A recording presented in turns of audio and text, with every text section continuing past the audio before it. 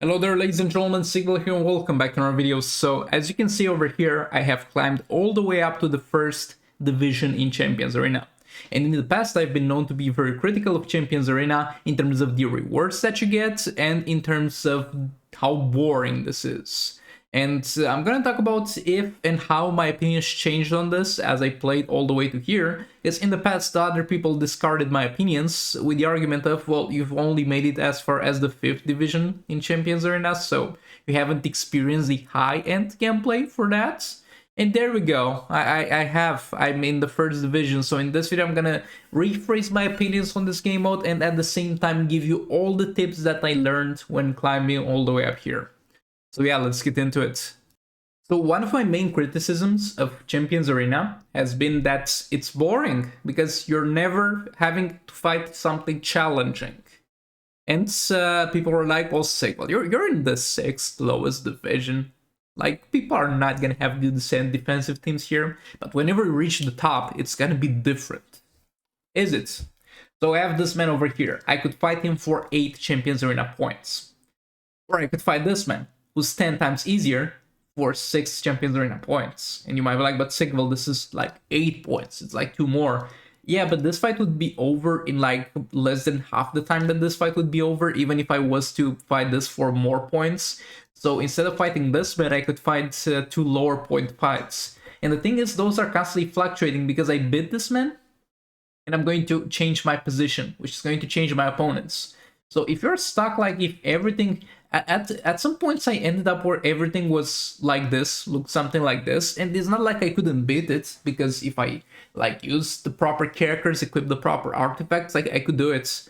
But instead I chose to fight those guys with 2 points, because just like after fighting 1 or 2 of them, I would be able to, I mean, this is not the best example because the teams here are a bit sus indeed, but after fighting some of those opponents, the opponent for 8 points will change, and I might have something like this, but for 8 points. So I end up never actually fighting stronger opponents, because it's simply not the optimal thing to do. I am sorry I got a bit of a cold. Already said that, but right now my nose is failing to function, so I'm talking a bit weird. Also, by the way, it's a bit of a tip you can check on each character, what they have on them. Bro, what's wrong with your king, my dudes? This man is definitely weird. How did you get to the 1st division of Champions right now while your king looks like this? Okay, never mind. You can click on them to check whatever they got on, if they got any artifacts, anything. And there's an artifact that you're going to definitely come to dread in Champions Arena, and it's an artifact that I did change my mind on. So we go to this man. I don't own this artifact because I've shattered every single copy of this artifact.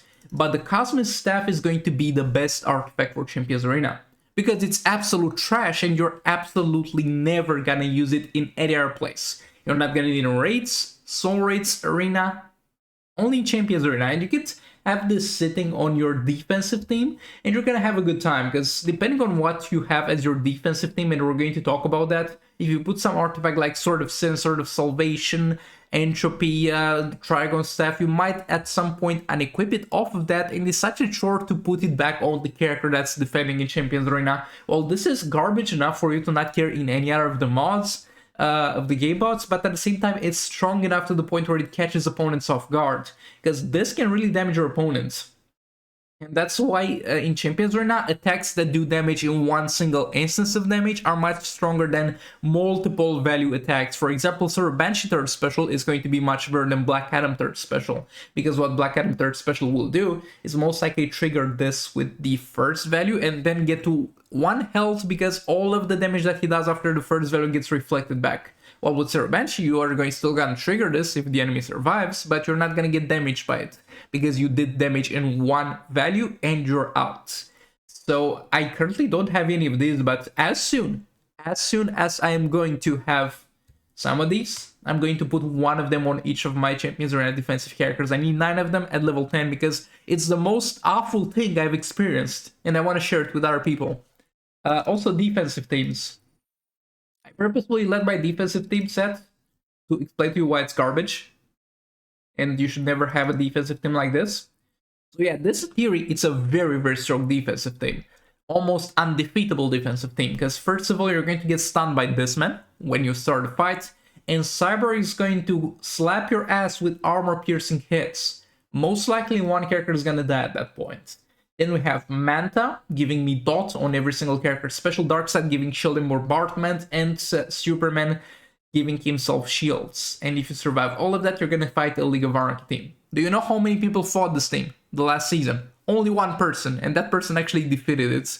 Because why would you fight something like this when you could just fight something like this, for example? And look, while I was talking about the things in this video, this man that was giving me 6 points advanced, and now he's gonna give me 8 points.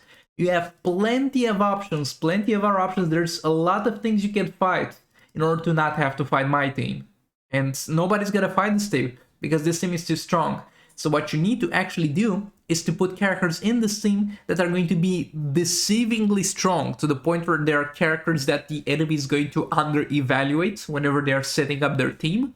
And they are going to enter the fight with something that's not properly equipped to deal with it. That's what you need to do, bait people into fighting your team. Appear weak, but actually be a bit stronger than you appear. Not strong, but a bit stronger.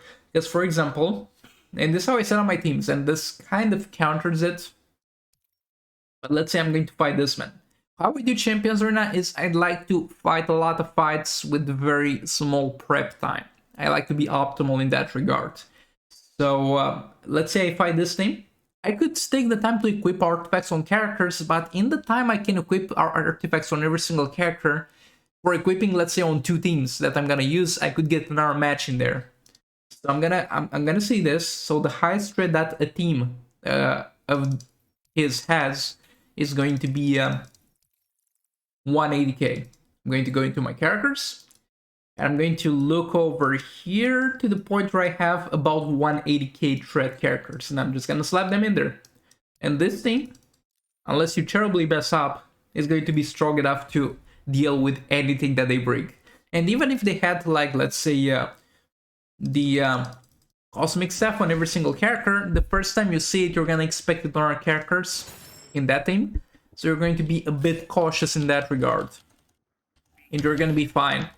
You need each individual character in your team, ideally, to be as high threat as their highest threat team. This is not that necessary, like you can really get away with lower than this, but this is the optimal setup so that you just have an easy time. That you don't have to worry too much about it, you don't have to play it perfectly. And if you lose this fight, it's a waste of time that you're never gonna get back, so you want to make sure that you have very, very low chances of losing this fight. And yeah, let's just quit out of this, because fighting this is not the point of the video. But this is how I set up my attacking teams. Make sure that each of the characters has as much threat as each of the enemies if you're fighting low threat teams. And why would you fight something else? Why would I fight this man when I can just fight this man?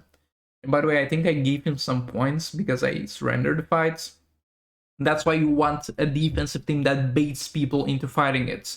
Because you're going to get points whenever the enemy loses against your teams, and you want to farm that. If you have a team too strong, like this man over here, nobody's gonna fight it. I mean, this team is not that strong. This is definitely defeatable. But when you have something like I have over here, other than people seeing my name and being like, oh, this is Sigval, I'm gonna smack his Champions Arena team around, nobody's gonna bother with this, because why would you fight this atrocity of an enemy team when you can just fight something easier?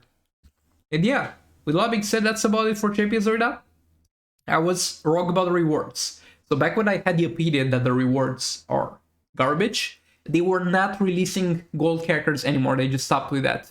Nowadays, they're releasing more gold characters. So those turn from useless to extremely damn valuable. Like, imagine a character as good as Batman Jout comes out and you buy her chest, get her 3 stars, and then you get her all the way up to 7 stars because of having those things. Those are one of the most valuable currencies in the game right now. And the gems are also good. Though it's only gonna be once a week, but once you get to a higher division, the rewards really start to pile up. And yeah, is it boring? Yes. I think it's still very boring. The only thing I'm getting out of it, I guess, is using characters that I don't usually use. But even that gets old at some point, so I'm not sure how much I'm gonna stay here. Maybe I'll try to stay here like a few seasons to prove a point. But I still find this game mode kind of boring, though the rewards are definitely worth it, and that definitely has changed in terms of my opinion. And yeah, I told you I'll show you some gameplay, but I haven't, so yeah. Because I can't really to show a lot of things on the screen. But yeah, those are kind of my thoughts on this. And next Champions Arena season, I'm gonna try to make a good defensive team that's going to bait people into fighting it. I gotta explain how that works. Thanks so much for watching. I'll see you all in the next one. Goodbye. Oh, there's also one more thing that people might be interested in finding out about.